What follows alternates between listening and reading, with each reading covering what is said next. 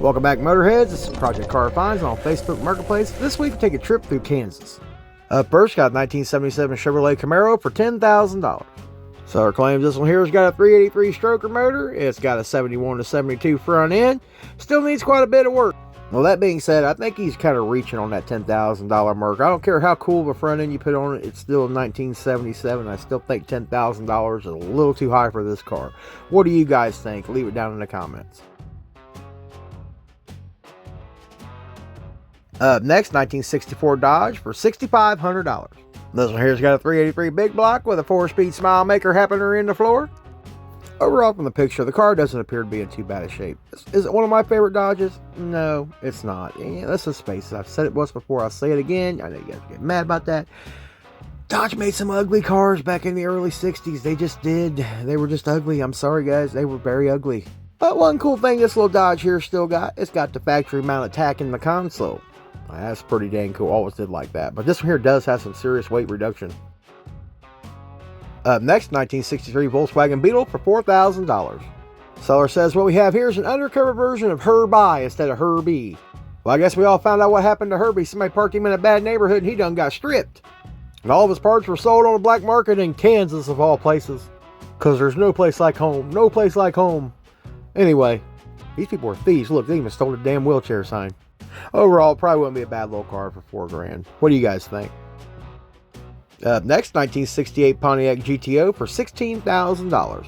Seller states this one here runs and drives, got a 400 with a 400 turbo training. Even though I like this body style GTO, I think this one here, the price they're asking and the condition this car is in, I think they're way off the mark on this one here. What do you guys think the price on this little 68 GTO should be? Leave it down in the comments, because I got my feelings on it, but I'd like to hear what you guys got to say. Up next, a 2003 Chevrolet Blazer for $10,000. This one here's got a 5.3 turbocharged LS motor, so it is definitely the pin you back in the seat edition.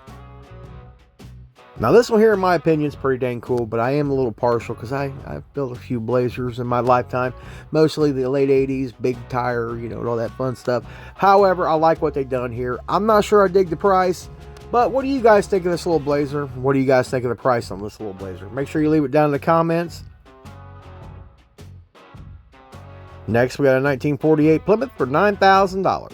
This one here is rumored to have a big block 396 Chevrolet in it. It's got a clean Kansas title and it runs and drives. I don't think this one here looks too bad. I think this one here has got the good beginning bones for a pretty decent little hot rod. I like the curves, especially the back halves of these cars here. Not so much the nose on them, but, you know, it is a Mopar. You had to have a little fugly somewhere. No offense, Mopar guys. Don't come for me in the comments. It is what it is. But overall, I think this will make somebody a pretty decent little hot rod. What do you guys think, and what do you think of that price? Up next, 1957 Chevrolet Wagon for $18,500.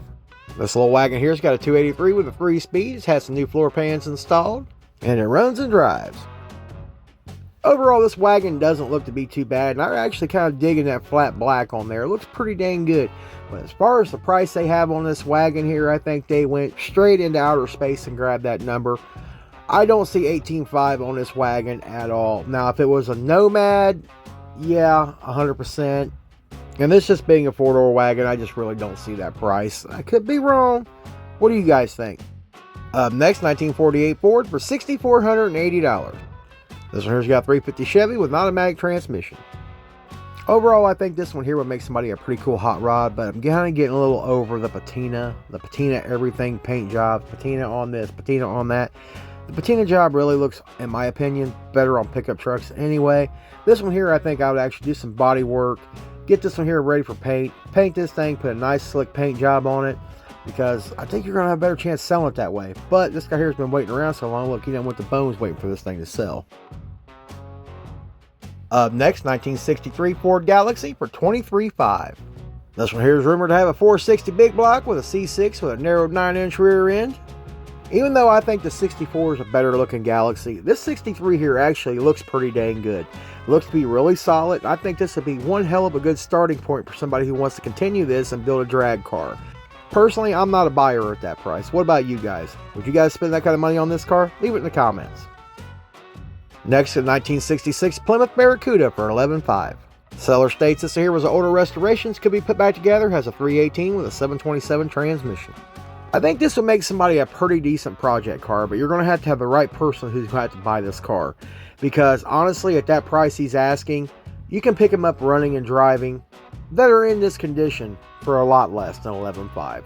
As a matter of fact, I think a few videos back, I actually found one for $8,000. Up next, 1957 Chevrolet for $10,500. This one here is the four-door family fun car. It's got a 6-cylinder in it. You take it and drive it home, they say. Actually, this car is in pretty dang good shape. The interior is pretty nice in this car. There's a little snafu on the driver's seat there, right under your butt. It's kind of worn out there, but you'll have that. But overall, they had a little video of this car running. The engine sounds pretty decent in that car.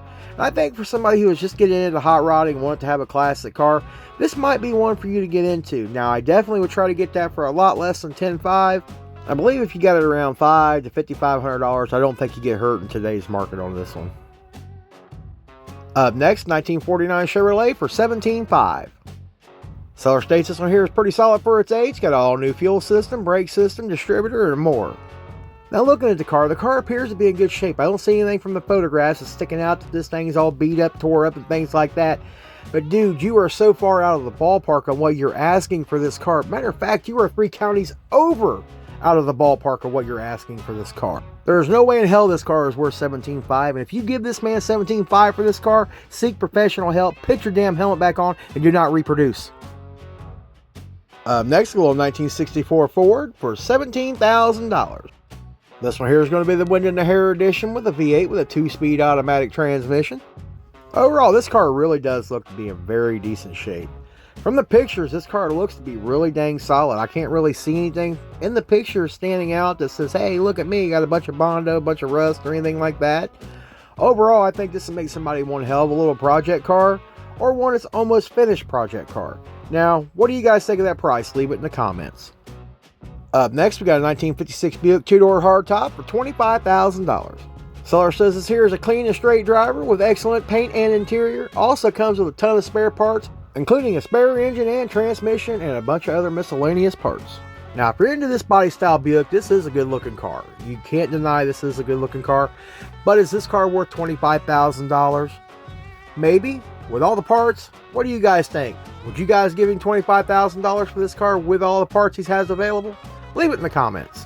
Well, that's all I got for you today. If you liked today's video, smash that like button, consider subscribing, and I'll see you in the next one.